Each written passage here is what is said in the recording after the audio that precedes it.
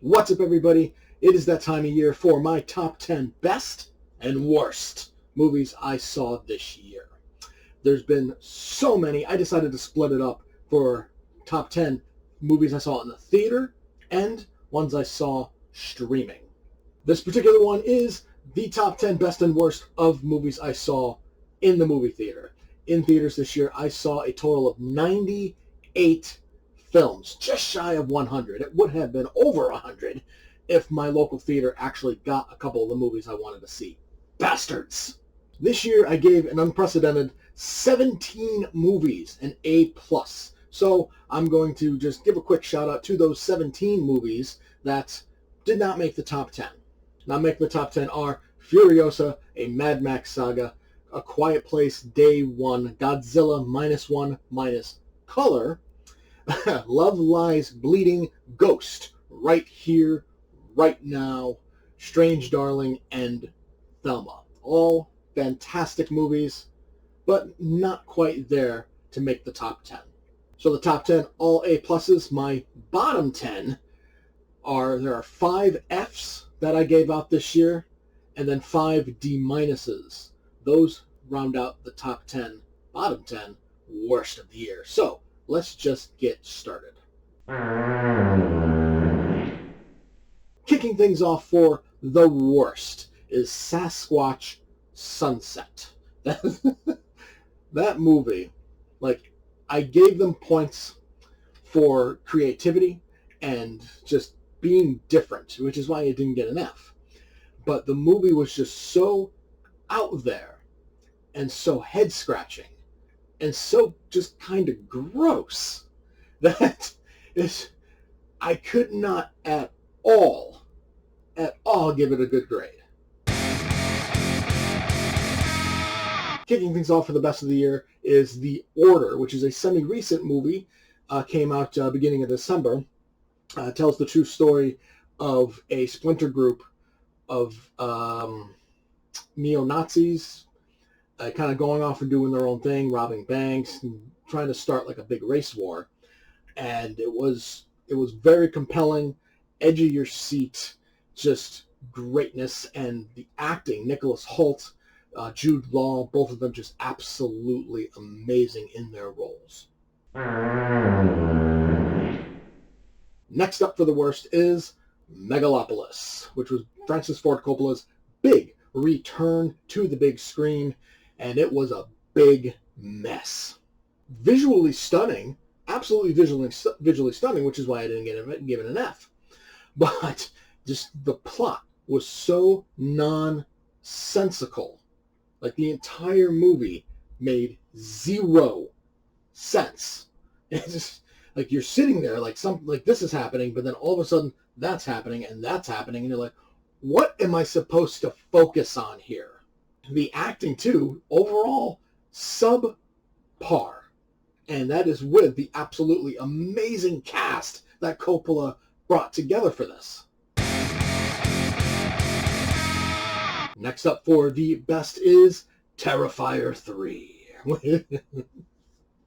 which I'm sure a lot of people probably would not put it in their best movies of the year, but you know what? I absolutely loved it. Every second of it, it was incredibly fucked up, beginning to end.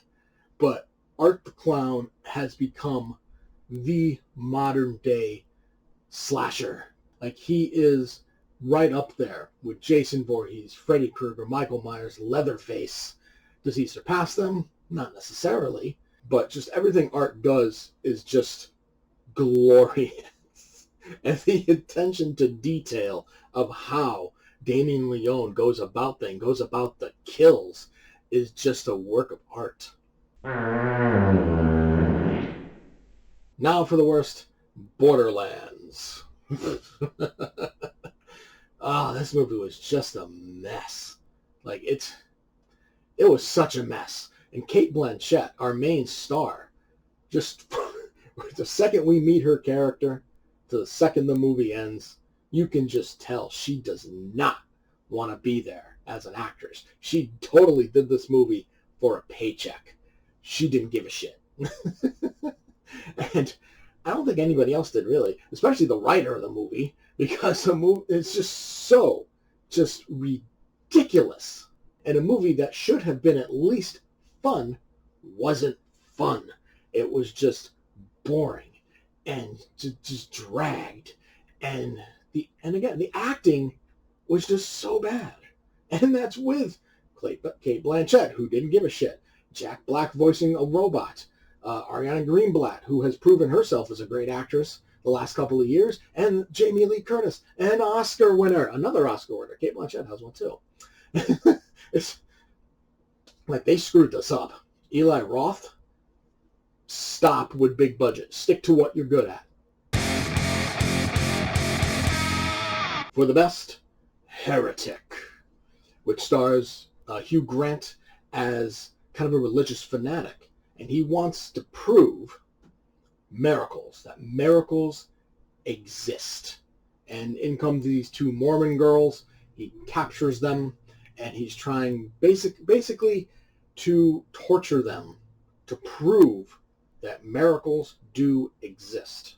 The movie is thrilling, it's scary, it's edge of your seat madness, and Hugh Grant, beginning to end, the second we meet his character to the second that movie ends, he is frightening. But he does it in such a cool, calm, collected way. That's what makes it so frightening. Next for the worst, The Crow. Do I even have to describe why this is in the worst? I mean, Bill Skarsgård, phenomenal actor. He really is. But they took a classic of The Crow, based off of a comic book, and they just turned it into just a mess. You do not feel for this Eric Draven. You do not care what he does. You do not care what he sets out to do. It's not like the original with Brandon Lee, where you connect with his Eric Draven. You feel his pain. You don't get that with the remake. The remake is just trash. Now for the best, The Wild Robot. Absolutely gorgeous animation. Lupita Nyong'o is fantastic as our wild robot. It's a story about hope. It's a story about learning. It's just a phenomenal story. It's a movie that hits right in the feels from beginning to end. And I mean, honestly, I hope Hollywood doesn't do a sequel, because I feel like that would ruin it. But it's Hollywood, so. But if they keep this by itself, they leave it alone, The Wild Robot could go down as one of the best animated features ever. Next for the worst, Madam Web. Shockingly not number one, I know. But what can be said about Madam Web that hasn't already been said by myself in my initial review, as well as every other commentator on YouTube? It's a waste of time. The entire movie is a waste of time. Next for the best, another horror entry, Longlegs. There was a lot of mystery and intrigue with Longlegs when the trailer came out, because we got zero look at Nicolas Cage. We had no idea what his character was actually going to be like, what he was going to look like, what he was going to sound like. The only thing we got in the trailer was him going like this. Very, very brief look at like kind of his nose down, but it was also obscured so you couldn't really tell. So when I went into Longlegs and I saw Nicolas Cage's performance, it's one of the best of his career. Just with every word that comes out of his mouth, every action of his body language, it gets under your skin. It makes your skin crawl. He is frightening in this movie. I could not believe how just absolutely amazing this man was in the role of a serial killer. And the movie itself is also pretty good in general. It's definitely inspired by Silence of the Lambs, and that's okay because that's one of the greatest serial killer thrillers of all time. But it's just the performances, the story, how they go about everything. Mwah. Okay, we have reached the F's for the worst. First, Y2K. The only fun of Y2K is the party scenes. That's it. That's it. Because the rest of it just drags and is boring, and the acting is absolutely terrible, and all I really wanted to see was Rachel Zegler just get murdered by a toaster, and it didn't happen. I was so disappointed. But that's not why I gave it an F. I gave it an F because the movie is legitimately terrible. Up next for the best is Superman, the Christopher Reeve story. Since I've been doing these, top 10 best and worst, this is the first documentary to make it out the list. The entire movie just hits right in the feels. You learn about Christopher Reeve's early life, about his life in the theater, about him getting the role of Superman, about his career while being Superman, the unfortunate accidents, his life after that, and his death. And it's enough to make you cry. And not necessarily out of sadness to feel bad for him, but just because of the hope he inspired when the accident happened. Christopher Reeve proved that he was Superman because Superman instills hope. That's exactly what Christopher Reeve did. Next for the worst is the Exorcism, which was a Russell Crowe movie, his second Exorcism movie in the span of like a year. And when the first trailer first came out, I was like, oh, it's a sequel to the last Exorcism. Nope. Nope. Standalone, different movie. He's an actor who assumes the role of a priest who is an exorcist and becomes possessed by an actual demonic entity. Or he could just be back on the wagon and is just getting drunk. I don't know. There's like Russell Crowe was he was actually really good in the last the Pope's Exorcist. Sorry, the Pope's Exorcist. He was really good in the Pope's Exorcist. This one, not so much. I don't know. His acting is just so scattered. The story is just so stereotypical. It's basically the same as any exorcism type movie. There's nothing special about it. The acting in general is bad. The effects are bad. The story is stupid. It's a waste. Next for the best is Inside Out 2 from Disney Pixar.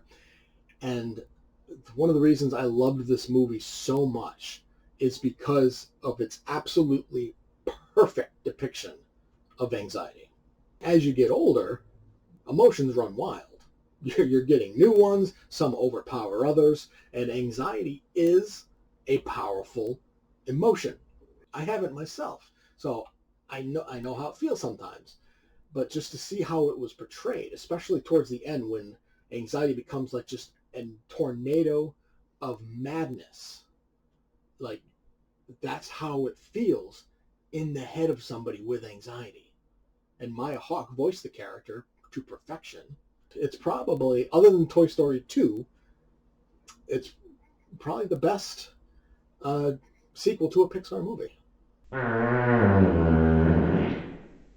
All right, we've made it to the top 3. So for the worst is Founders Day, which the main reason I saw this, other than it being horror, and I love horror, was that it was filmed here in Connecticut. I'm like, this is cool. Unfortunately, the movie was just bad.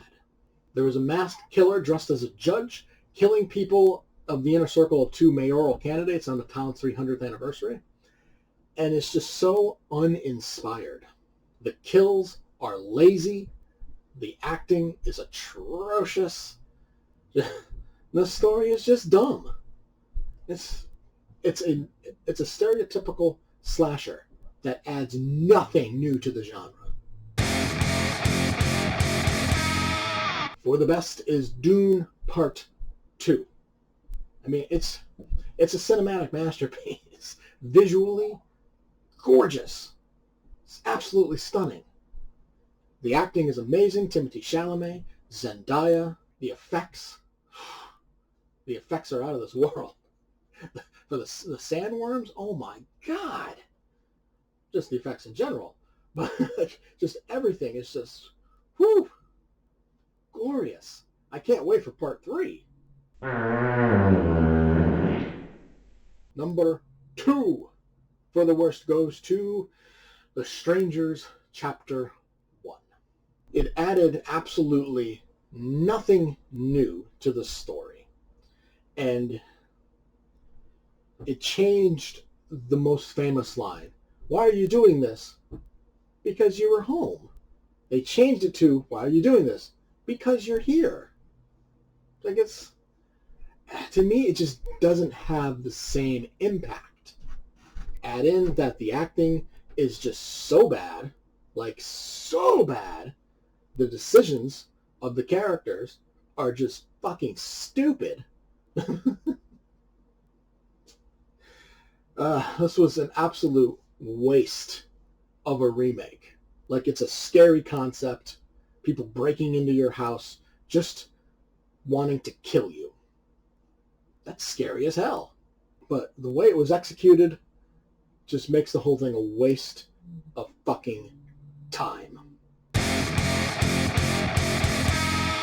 Number 2 for the best of the year that I saw goes to Wicked, Part 1. Wicked is a visually stunning, beautifully acted, amazingly sung, just masterpiece. It really is. The effects are amazing, which kind of goes into the visually stunning part. Ariana Grande is amazing. Cynthia Erivo is fantastic. Michelle Yeoh and Jeff Goldblum are both great, especially when they're together on screen. Same thing with Ariana and Cynthia. Like, their chemistry together is absolutely off the charts. You know, I went into this not really expecting to like it as much as I did. And the movie was just, you know what, it was perfect. Practically perfect. Because it's not number 1. And the worst movie I saw this year goes to Tarot. When I saw this in theaters, like, I was expecting more. Like, I was expecting so much more. And as the movie, like, went on, I started to realize that almost everything was spoiled in the trailers. The only thing that wasn't was the climax, which is like, oh, I'm surprised they didn't screw this up too in spoiling it, because the entire movie is a massive screw-up. The acting is some of the worst I've ever seen. The characters are written so stupidly. Like, all of these characters are just the dumbest people to ever live. Like, I honestly could not believe how absolutely idiotic every single character was. The kills were unimaginative. The effects were okay, but not enough to save it from an F. I had the misfortune of watching this twice. Once in theaters, and once because my girlfriend wanted to watch it. And watching it the second time really reminded me how much I absolutely hated and how bad this movie really is. So, I rattled off 9 fantastic films for the best. What was the best one that I saw this year? It goes to Late Night with the Devil, a horror movie. Hit number 1. Anyone who knows me is like, oh, that's not that much of a surprise. It's like, well, it kind of is, because horror movies are rarely, like, this was a good year for horror. This was also a bad year for horror, but this was also a very good year for horror. And Late Night with the Devil with David Dastmalchian, this was his first leading role as an actor. He's been an actor. He's been in a million different things, but this is his first leading role. And to me, it proved that he needs to be in a leading role more often. Now, this movie is a slow burn, but when it gets to the climax, it's just absolutely mind-blowing. And as it's creeping its way to the big moment, you're at the edge of your seat, just waiting and waiting just for something to happen, because you know something big is about to happen. And when that big thing happens, it's just... When the credits rolled, my jaw was on the floor. Well, that's it for my top 10 best and worst movies I saw in the theater this year. What were your favorite films? What were your least favorite films? Feel free to leave a comment to discuss your thoughts. Leave a like if you enjoyed. Subscribe for more videos, and I will see you next time.